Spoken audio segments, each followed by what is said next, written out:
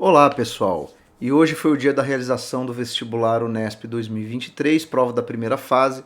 Acabou de ser liberado tanto o caderno da prova quanto o gabarito, tá? A Unesp quebra esse galho aí para os alunos e já divulga o gabarito oficial junto com a prova.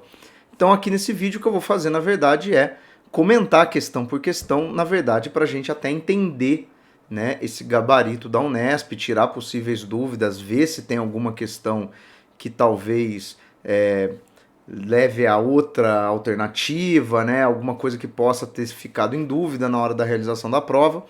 Eu vou deixar aqui na descrição o link para você entrar direto lá na página da Unesp. Você pode baixar o caderno de prova, né? Você pode baixar ali o gabarito oficial a partir desse link. E vamos para a questão de número 31, tá? Que é aqui a primeira questão da parte de história, né? Então, vamos lá. Começa aqui tema clássico, né? A prova da Unesp, ela pega os temas e coloca eles sempre numa ordem cronológica. Então, assim, a primeira questão é uma questão aqui de antiguidade, a segunda questão é uma questão de Idade Média, e assim vai até terminar, né, com questões de história contemporânea, questões ali do século XX, século XXI. Então, olha lá, no pensamento grego, tudo o que é musical se relaciona intimamente com o ritual, sobretudo com as festas nas quais, evidentemente, o ritual possui sua função específica. Talvez não haja uma descrição mais lúcida das relações entre o ritual e a dança, a música e o jogo do que a das leis de Platão. Os deuses, diz ele, cheios de piedade pela raça humana, condenada ao sofrimento, ordenam que se realizassem as festas de ação de graças como descanso para suas preocupações, e deram-lhes Apolo, as musas e Dionísio como companheiros dessas festas, a fim que essa divina comunidade festiva estabelecesse ordem das coisas entre os homens.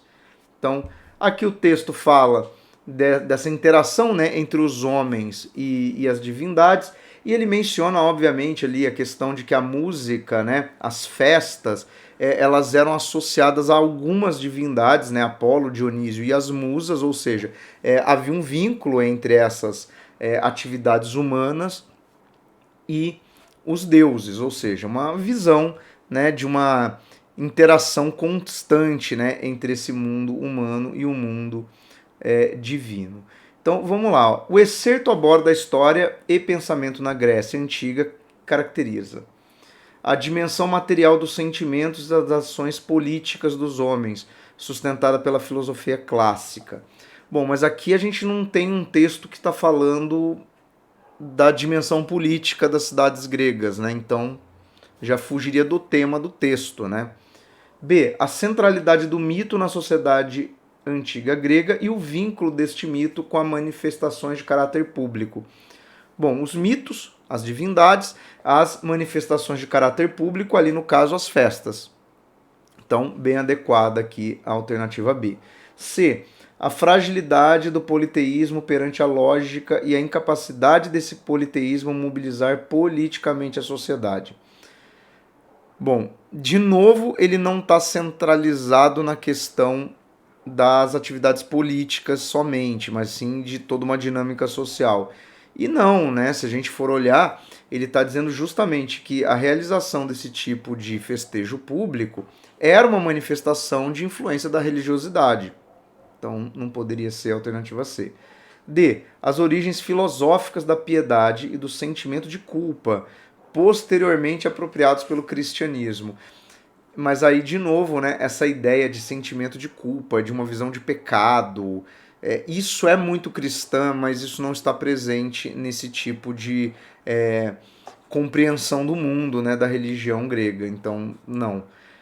E as matrizes religiosas da democracia grega e o reconhecimento por essa democracia da igualdade entre os homens livres. Bom, aqui na E nós temos várias coisas para comentar, mas, né, vamos primeiro aqui, ó, só assinalar que de fato o gabarito, né, B sem grandes problemas, mas para comentar que a alternativa E, né? Primeiro, a democracia grega, na verdade, é a democracia ateniense, né? Não há democracia na Grécia como um todo. Segundo, não existe uma concepção de igualdade entre os homens livres. Por quê? porque mesmo em Atenas o conceito de cidadania era aplicado a uma parcela dos homens livres, né?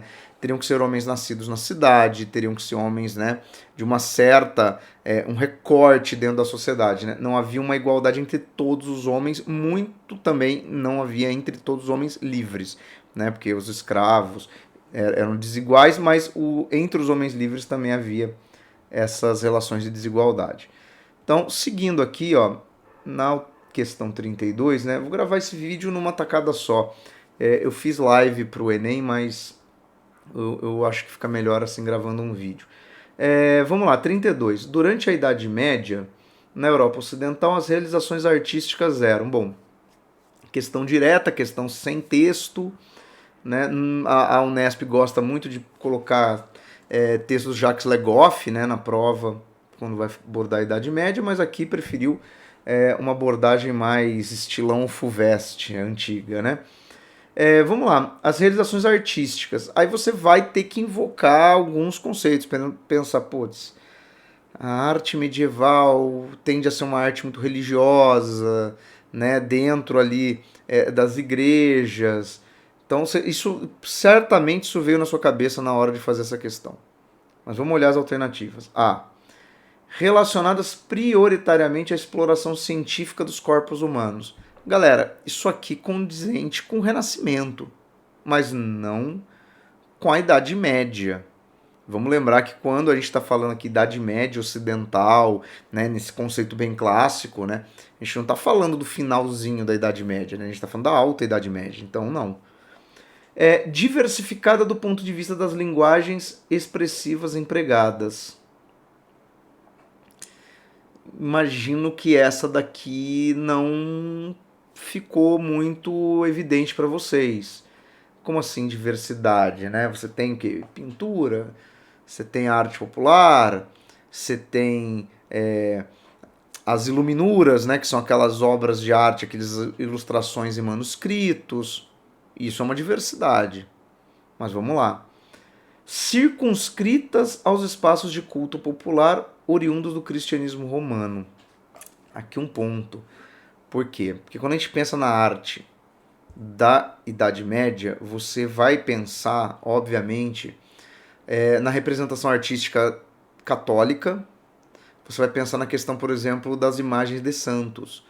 Só que as imagens de santo, elas começam a ganhar espaço justamente na Idade Média, né, naquele processo que a gente chama de barbarização do cristianismo, ou seja, conforme o cristianismo foi se integrando a outras populações, né, ditas bárbaras, e foi recebendo influências. Aí você começa a ter o quê? A questão dos santos, a questão das imagens, a questão da própria dinâmica das procissões. O catolicismo medieval, ele se afasta em alguns elementos daquele cristianismo primitivo do mundo romano. Então, eu imagino que muita gente marcou a alternativa C, mas não é. Por quê? Porque o tipo de arte que você tem na Idade Média, ele não é oriundo de uma herança romana. Tá? Então, aqui é a grande questão dessa prova, talvez. B. Caracterizado pela repetição de conteúdos culturais impostos pelo mecenato. Mas, de novo, né, galera, mecenato vai muito naquela ideia que a gente tem do Renascimento, né? Isso não é próprio da Alta Idade Média. E limitadas às imitações rigorosas de padrões estéticos da Antiguidade Clássica. Mas, de novo, né, uma arte que volta a padrões estéticos da Antiguidade Clássica é a arte renascentista, não a arte medieval.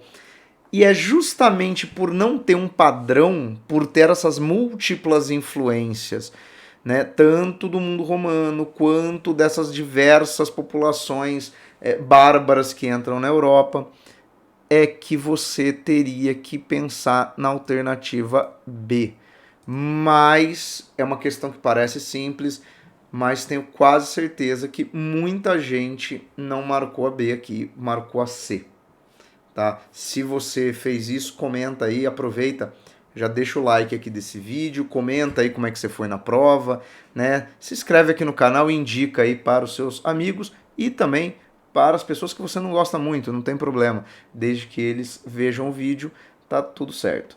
Então vamos seguir aqui para a questão 33, deixa eu só mudar de lado aqui, né, a minha tela. Aqui é uma questão da Laura de Mello e Souza, né, a autora é muito importante, principalmente pelo Diabo na Terra de Santa Cruz, né, então vamos ver aqui, ó. O diabo parece ter sido estranho tanto para os tupis do Brasil quanto aos nauas, maias, incas e demais povos americanos. O cosmo maia era neutro e as forças e os seres sagrados não eram nem bons nem ruins, mas apenas caprichosos. A cosmologia das populações andinas não contava com a noção de mal personificada num ser satânico. Olha que interessante, né? O texto vai chamar atenção para o fato de que nessas religiões não havia uma figura como um demônio, equivalente ao que é um demônio para o cristão, né? Vamos deixar bem claro. O que é muito interessante, por que eu digo isso?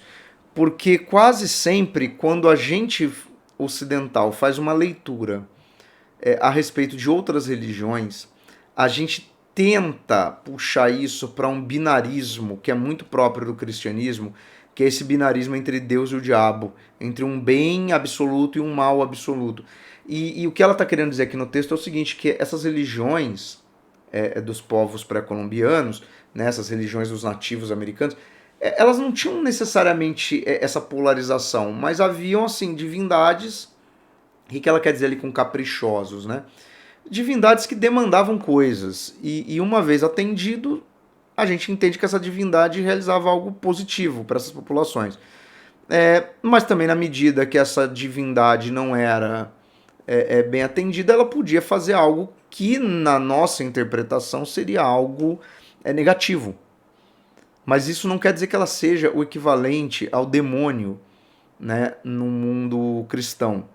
Então, olha lá, o excerto permite afirmar que os sacrifícios humanos realizados por alguns povos nativos da América eram destituídos de significado religioso.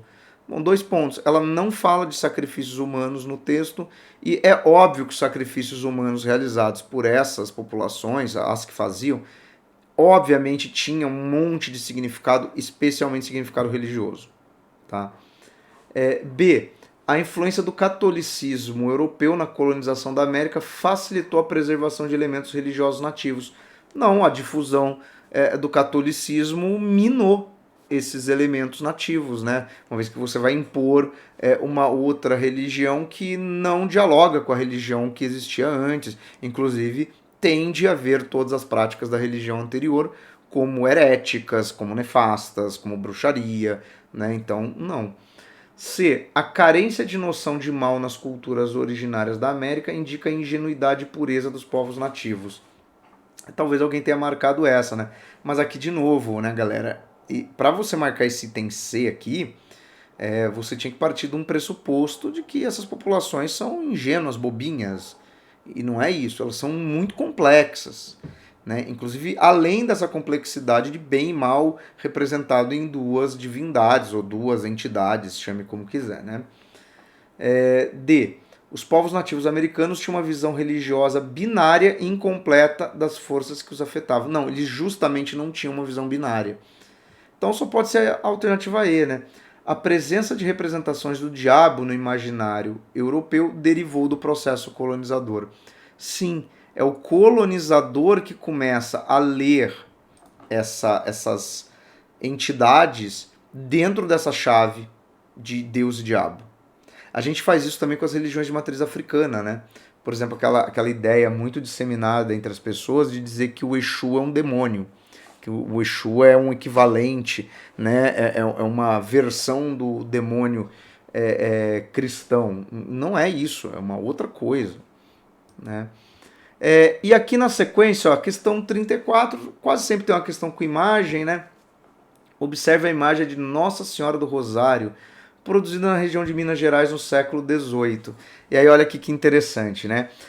Temos a imagem, né? Nossa Senhora com o menino Jesus, e Na foto ao lado nós temos o verso, na parte de trás da imagem, né? E aí olha só, ela tem ali a abertura, né? Você já deve ter identificado isso de cara, né? Isso aqui é o famoso santo do pau oco. E para que isso serve, né? Essa imagem está na obra da Lilia Schwartz, né? E da Eloise Starling. Brasil, uma biografia, né? Um livro muito bom, inclusive, para quem quiser. Uma indicação, às vezes as pessoas perguntam: indicação de um livro para estudar a história do Brasil, né? Quem estiver vendo essa resolução para se preparar para próximas provas. Brasil, uma biografia da Lilia Schwartz, tá? Livro grande, mas muito acessível de leitura, tá? Então, uma boa dica aqui. Bom, essa imagem revela uma prática que ocorreu na região das Minas durante a exploração dos minérios. Então vamos lá. Funcionalidade dupla da peça, que podia ser utilizada como objeto de culto nas igrejas, ok, é uma imagem de santo, e porta-moedas no cotidiano. Não, não é para isso que tem essa abertura atrás, né? Então, não, né? Seria muito ingênuo achar que é isso aqui. Conjunção entre apuro artístico de inspiração barroca, sim, porque é uma obra barroca, né, uma escultura de madeira de santo, né, do contexto de Minas Gerais, né, então você também tem que associar a estética dominante da época, e estratégia para contrabando de riquezas. Sim, o Santo do Pau era para isso. Você colocava ali minérios, né, fechava, né, aquilo ali ficava fechado de uma forma que não ficasse nítido que havia um fundo falso, e essas imagens acabavam sendo levadas para fora da região das Minas Gerais, ou seja, passava-se, né, pela região ali onde você tinha que fazer a tributação nas casas de fundição, e aí podia tanto mandar para a Europa como para outras regiões do Brasil, mas era essa a ideia, né? Mas vamos ver, ó. O emprego exclusivo de padrões artísticos renascentistas na produção de imagens religiosas brasileiras. Não, porque não houve um renascentismo no Brasil. O Brasil já é a arte barroca, que é desdobramento ali da Contra-Reforma, né? É uma arte sacra, é uma arte, né, que tem toda essa questão do missionário, né, de levar a fé para outros lugares. Então não pode ser. D. Atitude herética dos artistas que frequentemente contrariava a proibição de representar figuras históricas, figuras religiosas femininas. Bom, não havia essa proibição, até porque se a gente for olhar o catolicismo brasileiro, ele é um catolicismo muito apegado, inclusive, às imagens de Nossa Senhora, não à toa que a padroeira do Brasil é Nossa Senhora Aparecida. Então não havia proibição nenhuma a isso, não era herético fazer esse tipo de imagem. Então, talvez alguém considerasse herético você usar uma imagem santa para, né, contrabandear riquezas, mas aí é outra questão, não é a estética que era herética. Representação apenas de elementos da natureza na composição de peças de cunho religioso. Mas o que é elementos da natureza? A Nossa Senhora com o Menino Jesus não é um elemento da natureza, né? São pessoas. Então, aqui, né, a alternativa B, que era que falava justamente dessa função, né, do transporte ali de ouro escondido, né, na imagem. Bom, questão 35, ó, chegando aqui já no metade da nossa resolução praticamente. Como jurisconsulto, não pretendo tratar da natureza da servidão nem da qualidade do domínio que o homem adquire sobre seu semelhante. Pretendo defender os nossos colonos da reprovação que muitas pessoas mais piedosas que sábias lhe fazem, afirmando que eles tratam cristãos como escravos, comprando-os, vendendo e deles dispondo em territórios regidos pelas leis da França. Um país que abomina a servidão acima de todas as nações do mundo. Todos os escravos que desembarcam na França recuperam felizmente a liberdade perdida. Tá. Isso é Jean-Baptiste Duterte, está citado aqui no livro. Feitores do corpo, missionários da mente, senhores letrados e o controle de escravos na América. Tá? 1660, 1860. Então aqui o texto, né, da obra abarca um tempo bem longo, mas o texto originalmente, está aqui no enunciado, ó, é de 1660, por um padre dominicano, após ter vivido 2 décadas em colônias francesas na América. Bom, para quem não lembra, né, colônias francesas na América, você tem além do Canadá, você tem as colônias ali na região do Caribe, né? Tanto a Guiana Francesa quanto ali o Haiti, né? Que são colônias, principalmente o Haiti, que era uma região de grande produção de açúcar. Então, muito semelhante ao Brasil a dinâmica, né? Então, vamos ver aqui a questão 35, né? Bom, ele propõe conjugar a fé com a razão e aplica os princípios da escolástica à análise da condição dos escravos. Mas ele não está conjugando fé com razão, porque, né, ele não está falando de se há uma racionalidade na escravidão, se há se há um elemento, por exemplo, de irracionalidade na escravidão, né? Ele não fala isso. Então, assim, o item acho que ninguém ficou muito com vontade de marcar, né? B. Confirma a predominância dos valores morais cristãos como baliza para a definição da política colonial. Não, porque no texto ele chama atenção justamente para uma crítica, né, vinda de algumas pessoas dizendo, escraviza um cristão. Mas ele vai dizer, não, mas na colônia tem escravo. Não tem escravo na França. Então, ele não está usando a moral cristã como baliza para dizer se escravidão, né, pode ou não. Reproduz princípios do pensamento de Voltaire e sustenta o valor universal da liberdade de natureza. Nossa, mas para ele usar princípios aqui de Voltaire, teria que ser muito à frente de seu tempo, né? Porque no século XVII você ainda não tem o iluminismo, né? Aqui não é desse contexto, né? Então você tem ali tudo bem, mas ele não está usando isso. Ele, embora ele fale a ideia de que a França abomina, né, a servidão, ele não está se sustentando na ideia de uma liberdade universal, né? Estabelece uma diferenciação entre o respeito à liberdade no território francês e nas possessões coloniais.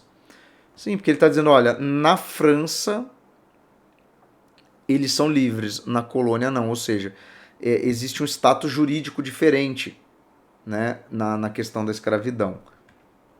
Endossa a crítica de Rousseau à desigualdade de origem e defende a abolição da escravidão em todo o Império Francês. Bom, vamos lá. Ele não está defendendo o fim da escravidão em todas as regiões francesas. Ele de fato aponta uma diferença. E aqui a crítica de Rousseau às desigualdades de origem, mas o Rousseau ele critica as desigualdades artificiais que são criadas a partir do momento que a gente estabelece padrões sociais que implicam em reforço de desigualdades, né? Para Rousseau, o homem em estado natural não era pautado por desigualdades problemáticas, então, né, aqui também não daria para marcar isso. Questão 36, então aqui na 35 é a D, apesar de eu dizer que é uma questão de interpretação do texto puramente, tá? Porque é o que ele faz aqui no final, né? Ele fala da França, né? E ele fala das colônias e estabelece um tratamento de distinção ali na questão da liberdade. Questão 36, essa questão aqui bem interessante porque fala do processo de independência do Brasil, né? Interessante, porque afinal foi a grande efeméride desse ano, né? 200 anos da nossa independência, e chama atenção, obviamente, para uma coisa que é muito importante, pessoal, que é a noção do processo, né? Porque olha lá, foi sem dúvida entre os meses de janeiro e outubro de 1822 que o Brasil finalmente se fez independente, isso é, separou-se de Portugal. É só um detalhe, né? Para quem é meu aluno, para alguns eu já mostrei isso, né? Para outros eu comento. Se você olhar os jornais que circulavam no Rio de Janeiro, eles só começam a usar emblema, brasão, né, de Império do Brasil, rompem mesmo com a nomenclatura ligada a Portugal em outubro, ou seja, entre janeiro e outubro uma série de eventos marca o que vai ser essa separação entre Brasil e Portugal. Nada garantia que essa independência seria duradoura, é verdade, mas foi entre esses meses que se concretizou, exigindo esforços posteriores de consolidação. Mas seriam antes esforços de reforço de algo que já existia do que a criação abrupta de algo novo. Por que não daria para saber se ela seria duradoura? Porque, por exemplo, a gente não pode esquecer que o Dom Pedro I ele continuava sendo herdeiro do trono português, ou seja, com a morte de Dom João VI, isso poderia juntar de novo, né, Brasil e Portugal, sem contar outros elementos. E o que afinal ocorreu no dia 7 de setembro de 1822? Um pequeno acontecimento que não foi imediatamente valorizado, justamente por não ser de grande importância em comparação com os demais que tinham ocorreriam aquele ano, mas que posteriormente se tornaria o principal marco da memória da independência. Um marco da memória e não da história. Interessante essa análise aqui, né, do João Paulo Pimenta. O 7 de setembro, ele cria-se em torno dele uma memória que é muito reforçada com aqueles monumentos, o Museu do Ipiranga, que foi reinaugurado agora em São Paulo, o quadro do Pedro Américo, que está na sala principal do museu, né, que cria em torno, né, da ideia do grito, né, do 7 de setembro, toda uma memória que aí se torna uma coisa simbólica e coletiva, até porque a gente precisa ter uma data específica da independência, para poder fazer feriado e festa, né? Porque imagina se a gente tiver múltiplas datas, ou falar, olha, a independência do Brasil aconteceu entre janeiro e outubro. Bom, mas aí a gente faz o quê? Feriado, né? Festejo sem fim. Fica complicado. Então, por isso que se criou, convencionou, né, adotar uma data. Mas é muito interessante a reflexão aqui do texto. Porque, olha só, ao tratar da independência do Brasil em relação a Portugal, o excerto enfatiza o caráter processual da emancipação que resultou de diversas articulações e ações políticas, ou seja, foi um processo longo, complexo, não foi um cara dando um chilique no meio de um rio, né? Então, interessante, boa alternativa. Negociação entre colônia e metrópole que assegurou o caráter pacífico da emancipação. Mas o excerto não fala disso. Que você vai falar, mas o Brasil pagou uma indenização, não teve guerra. Bom, tem guerra, não é exatamente uma guerra contra Portugal, mas o processo é tenso. Mas aqui eu vou considerar que o item B não pode ser marcado, pessoal, porque não é nada tratado no texto sobre isso. Então, fim de assunto aqui. C. O esforço do príncipe regente que visava promover a consolidação da emancipação política brasileira. Mas ele também não está centralizado na figura do Dom Pedro. Ele está falando de vários processos que aconteceram. Imediatismo do gesto de ruptura que provocou surpresa na população em toda a colônia. Não, isso aqui é a ideia embutida no 7 de setembro, de que do nada o Brasil fica independente. Percepção imediata da importância de eventos ocorridos às margens do Riacho do Ipiranga. Também não, porque ele no final do texto ele fala, né, que isso acabou sendo uma construção posterior. Então, por isso que aqui é a alternativa A. Olha aqui o que ele fala. Ele fala que esses fatos aqui não tinha grande importância na época, né? Então, só foi colocado depois. E aqui ele fala, né, das várias questões processuais, ou seja, questão 36, alternativa A. E aqui do lado a gente tem a questão 37, que vai falar de religião de matriz africana. Então, olha lá, falamos antes de uma questão de religião de povos nativos da América, e aqui na 37 a gente vai falar das religiões de matriz africana, no texto da Inaê Lopes dos Santos. Muitos escravos libertos recorriam aos orixás para resolver diferentes tipos de problema. Aos poucos, a crença nos orixás foi se desenvolvendo e, no século XIX, deu origem ao candomblé.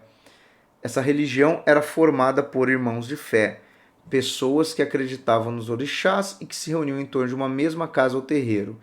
Nesse espaço, que era comandado por uma mãe de santo ou um pai de santo, além de realizar suas cerimônias religiosas, entrar em contato com seus deuses e buscar as respostas por meio de jogos de adivinhação, como jogos de búzios, muitos escravos e libertos conseguiram formar outra família. Família essa que muito se assemelhava com as grandes linhagens existentes em diversas localidades africanas. Bom, a questão 37 aqui, então ela retoma o seguinte, né? A ideia da sociabilidade, né, dos ex-escravos e escravos, né, em torno da religião e como que isso conectava, né, esses africanos ou esses negros já nascidos no Brasil em torno de elementos comuns, né? E aí vamos lá. Ó, o texto caracteriza o candomblé como? Então, de que jeito ela aborda isso? Uma estratégia de recusa e resistência dos escravizados diante dos esforços de catequização empreendidos pelos jesuítas portugueses. Bom, aqui a gente tem que lembrar duas coisas. Primeiro, o texto está falando já do século XIX, a atuação dos jesuítas portugueses é muito no início do período colonial, óbvio que isso vai ter desdobramentos durante todo o período, mas a gente tem que lembrar que a catequese dos jesuítas ela é destinada predominantemente aos indígenas e não aos negros. Por quê? Porque os indígenas eram considerados puros, poderiam ter alma e ser salvos. Os negros não, por conta da questão da maldição de Cã, né? Inclusive tem um vídeo meu aqui do canal explicando a obra do Brocos e a teoria da maldição de Cã. Depois eu vou deixar o card aqui para esse vídeo, mas não pode ser o item A. B. Uma tentativa de conciliar características de distintas religiosidades de matriz africana, como o politeísmo e as idolatrias. Mas repara uma coisa aqui no texto, ó. Ó, ela está falando ó, que a crença nos orixás foi se desenvolvendo, deu origem ao candomblé.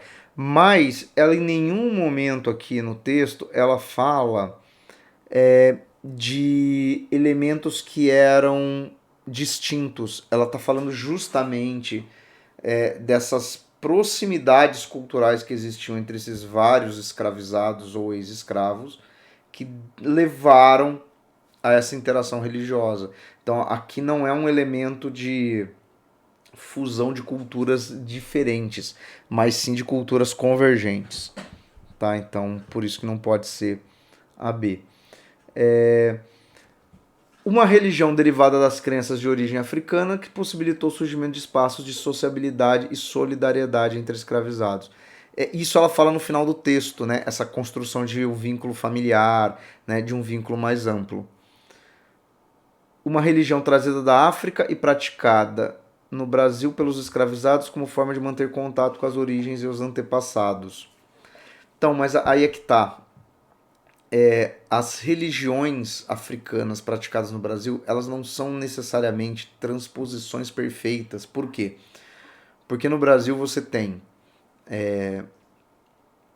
escravizados vindos de diferentes regiões, quer dizer, e trazendo elementos culturais. O que acaba acontecendo no Brasil? Por isso que a gente fala de cultura afro-brasileira, né? Por quê? Porque no Brasil se desenvolve uma cultura de raízes africanas, mas que tende a ser uma composição de várias influências africanas. Por isso que nenhuma prática de cultura afro-brasileira é exatamente uma cópia ou um transplante de uma cultura africana para o Brasil. Por quê? Porque existe uma multiplicidade de fatores culturais ali que acabam se conjugando. Óbvio que alguns predominam sobre outros, mas os que predominam são especialmente aqueles que tinham similaridades entre esses vários povos. E uma religião de matriz islâmica, aí não, né? Não é islâmica. Então aqui no gabarito oficial eles marcam a C e assim é o único que se refere a essa parte final aqui do texto, né? Aonde ela fala, formar escravos libertos conseguiam formar outra família, né? Reuniu em torno de uma mesma casa ou terreiro, ou seja, a ideia de você criar espaços ali que não são só religiosos, né? É um elemento de sociabilidade muito mais amplo. Então, questão 37, alternativa C. E aqui, deixa eu ir para o outro lado da imagem. Também questão com imagem, ó, observe o anúncio do sabonete Pierce, difundido em 1887. Bom, aí você tem a fórmula da conquista britânica, tá aqui, né? Aqui nessa parte. Aí aqui embaixo você tem né, a pedra, sabonete Pierce, né, é o melhor. Né? E aí você tem né, ali uma população africana olhando, né, aquela inscrição ali na pedra, né? Deixa eu apagar aqui para ficar melhor. Então você tem isso. Não tinha tradução aqui na questão, porque eu acho que não haveria necessidade, mas você vê ali as pessoas olhando para aquela pedra com a inscrição. Tá na era dos impérios, do Hobbesman, o anúncio revela. Então vamos ver. Esforço britânico obter apoio político por meio da oferta de alimentos às populações africanas carentes. Bom, mas ninguém está ofertando alimento nenhum, é uma propaganda no sabão. Então não faz sentido, né? Exploração imperialista britânica que retirava minérios e frutas tropicais das possessões coloniais da África e Ásia. Também não tem nenhuma menção direta a isso, né? E frutas tropicais é algo muito mais ligado aí ao imperialismo até americano na América Latina, né? Então, vamos lá. Ausência de recursos sanitários nas áreas mais afastadas do Império Britânico, qual promoveu a ação de estímulo à higiene pessoal. Talvez alguém marque isso daqui, né? Pô, afinal é uma propaganda de sabonete, né? Mas não é, né? Até pensando que várias colônias inglesas hoje são países onde você não tem uma condição de saneamento muito boa, basta ver a Índia. Então, sentido religioso impresso na conquista britânica, gerado pela crença nativa de que os colonizadores teriam origem divina. Mas aí teria que ter na imagem, sei lá, algum tipo de menção aos povos locais vendo um homem branco como uma divindade, né? Dimensão mercantil da expansão imperialista britânica que implicava a expansão do comércio com regiões da Ásia e da África. Olha, galera, essa questão aqui, o item E, vamos falar bem a verdade, é a alternativa assim mais clássica, mais óbvia quando você está falando de imperialismo, né? Eu acho que nessa questão aqui, talvez a imagem aqui do sabonete, né, a propaganda em si, né, mais tenha confundido do que ajudado, né, na elaboração da resposta, né.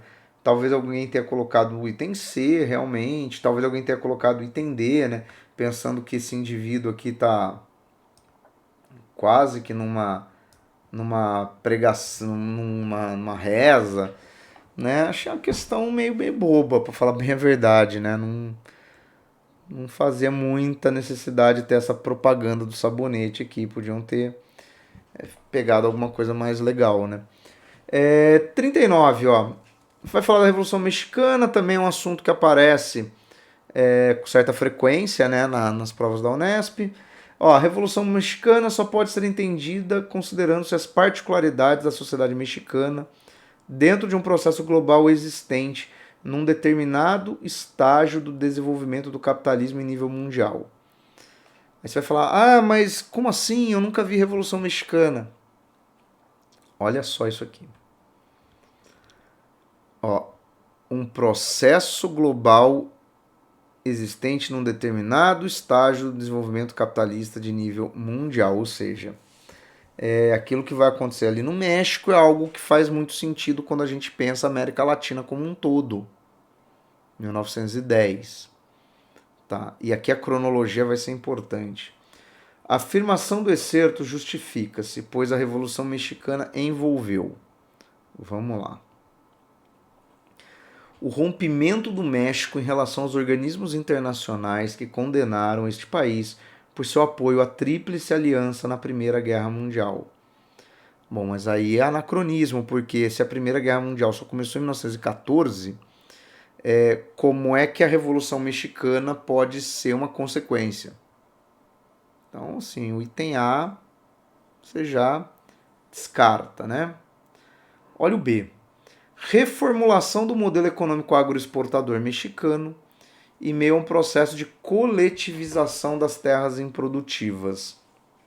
Bom, mas aí você tem que pensar o seguinte: o México fez reforma agrária, coletivizou as terras, então no México não tem propriedade privada, é um comunismo mexicano, né? Aí já não dá, né, galera? C. Reivindicações de populações indígenas e setores operários em meio ao processo de modernização econômica que o México passava.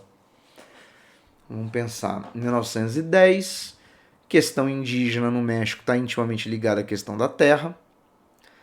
Movimento operário, se a gente pensar em século XX, início do século XX, o Brasil também está se industrializando. O México, pela proximidade com os Estados Unidos, tem uma série de fatores ali da sua economia estar relacionada. Interessante, mas vamos ver aqui as outras. Participação ativa dos Estados Unidos e potências europeias que procuravam conter o avanço dos grupos comunistas mexicanos. Olha, até tem, né, na Revolução Mexicana, você tem uma questão com os Estados Unidos, né, para tentar frear a Revolução Mexicana e tal. Mas a Revolução Mexicana, ela é uma revolução que tem muitos elementos nacionalistas. Então, não é exatamente um movimento comunista, tá? Então, não poderia ser. Disputas entre grupos nativos rivais em meio à apropriação de parte do território americano pelos Estados Unidos. Também não pode ser porque os Estados Unidos pegou parte do que hoje, do seu território, era antes território do México, mas isso foi no século XIX, não no século XX. Então aqui está falando em meio à apropriação. Então não poderia ser alternativa C, mas considero também uma questão mais difícil, né? A prova sempre tem que ter algumas questões um pouco mais difíceis, né? E aqui a questão 40 é uma questão, tem uma resposta muito clássica, galera. Ó, final da Segunda Guerra Mundial em 45 teve impacto na política brasileira. Bom, aí você tem que lembrar, né? Em 1945 acaba a Segunda Guerra Mundial, também acaba o Estado Novo do Vargas, né? Então olha lá, qual é a contradição nisso? Esforço nacional de construção de mercados regionais e a unificação do plano internacional do mercado global. Né? Não tem ainda mercado global, essa ideia, né, de blocos econômicos ou coisa do gênero. Não, né, porque mercados regionais, não. Opção industrialista do regime varguista e aceleração no mercado internacional da exportação de alimentos. Não, isso não vai ser uma contradição ligada à guerra, até porque o Brasil vai continuar sendo um país agroexportador, embora se industrialize, né? Prevalecimento de ideologias de esquerda no cenário mundial e a guinada direita do regime ditatorial no plano interno. Não, porque você não vai ter uma prevalência de ideologias de esquerda, até porque no pós-Segunda Guerra Mundial, depois tem a Guerra Fria, e se você olhar mundialmente, muito poucos países, né, tiveram governos realmente de esquerda, então não pode ser. Vitória externa da defesa da democracia liberal e a persistência no âmbito interno de um regime ditatorial. É aquela velha questão, né? Vargas apoiou o combate ao fascismo na Europa, mas tinha um governo com fortes elementos fascistas. Então, a alternativa D, correta. Vamos ver só aí. Militarização dos estados estrangeiros e a defesa intransigente pelo governo varguista de uma política externa pacifista. Também não, porque o Vargas se aliou aos Estados Unidos e mandou soldados, né, para a Segunda Guerra Mundial. Então, aqui é a alternativa D. E aqui eu vou fazer a última questão, que é a questão 41, que ela está aqui como talvez uma questão entre sociologia e história, né, porque depois vem as questões de geografia. Mas olha só, nenhum grupo de mulheres brancas conheceu melhor a diferença entre seu próprio status e o status das mulheres negras do que o grupo de mulheres brancas politicamente conscientes e ativistas na luta pelos direitos civis. Ou seja, olha que interessante, né? Haviam mulheres brancas que apoiavam o movimento dos direitos civis, que era um movimento basicamente para acabar com aquelas leis Jim Crow, né, as leis de segregação racial nos Estados Unidos. Então, olha que interessante, né? Elas eram mulheres brancas que participavam do apoio ao movimento por direito para as populações negras e que elas teriam que perceber isso, né? Que o fato dela ser uma mulher e branca dava a ela direitos muito associados à sua questão étnica, mas que também havia um elemento de gênero ali. Ainda assim, várias dessas mulheres deslocaram-se das lutas pelos direitos civis para as lutas de libertação da mulher e lideraram um movimento feminista em que suprimiram e negaram a consciência sobre as diferenças que viram e ouviram. Elas entram para o movimento feminista apagando e negando a diferença, sem pensar raça e gênero juntos, mas eliminando a raça do cenário. Ou seja, olha que curioso aqui o que o texto chama atenção, né? Essas mulheres, elas vivenciaram dentro de um movimento que tinha um componente racial, mas quando elas começam a encampar pautas feministas, elas suprimem a ideia de que existe uma diferença entre mulher branca e mulher negra, que dentro da sociedade essas hierarquias de raça e gênero elas se sobrepõem, elas não são excluídas dos processos, né? E aí olha lá, ao abordar aspectos dos movimentos do direito civis nos Estados Unidos, o excerto, né, aponta o insucesso das reivindicações de igualdade de raça e gênero e a persistência de padrões históricos de desigualdade na sociedade americana. Bom, o texto não fala que esses movimentos fracassaram, tá? Não entra nesse mérito, então não poderia ser. Lamenta a ausência de uma história de mobilizações feministas e negras e de uma disposição das mulheres brancas para atuar em defesa das conquistas de direitos sociais.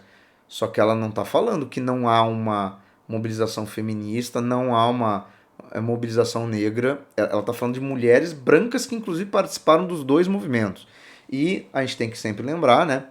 Aí a grande autora do feminismo negro, ainda viva, Angela Davis, ou seja, tem um feminismo negro, que surge inclusive como reação a isso, né, a esse feminismo eminentemente branco que não percebe as sutilezas raciais, né, dentro da sociedade, quer dizer, acha que gênero e raça não se misturam. E a Angela diz, não, mistura sim, existe toda uma questão própria, né, das mulheres negras. Identifica a ocorrência em paralelo de ações afirmativas das mulheres e dos negros e a falta de conexão entre esses dois campos de reivindicação de direitos, que é aquilo que ela fala no final. Aqui, ó. Sem pensar em raça e gênero juntos, ou seja, essa crítica que ela faz aqui no final é justamente o que você encontra na alternativa C.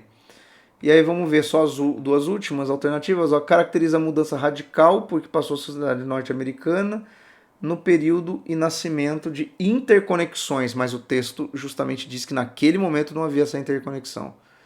Enfatiza a importância da estratégia política do ativismo feminista e sua influência sobre as mobilizações posteriores de reivindicação de direitos da população negra. Só que aqui está invertida a ordem. O movimento de direito civil do negro são anteriores, porque ele surge na década de 50, e o feminismo já é ali dos anos 60. Então aqui no item E você teria um problema de inversão, né, da ordem. Bom, pessoal, então essa foi a prova da Unesp, né? Resolvi aqui da questão 31 a 41. Vou deixar aqui do lado, né, aqui desse lado, para vocês o link para outras resoluções da Unesp e dos outros vestibulares paulistas, né, porque ainda temos outras provas aí pelo caminho. E até a próxima resolução ou até o próximo vídeo. Então, se inscreve aqui e ativa as notificações, tá? Espero que vocês tenham ido bem na prova. Comenta aqui como é que você foi nesse vestibular. Um abraço, até o próximo.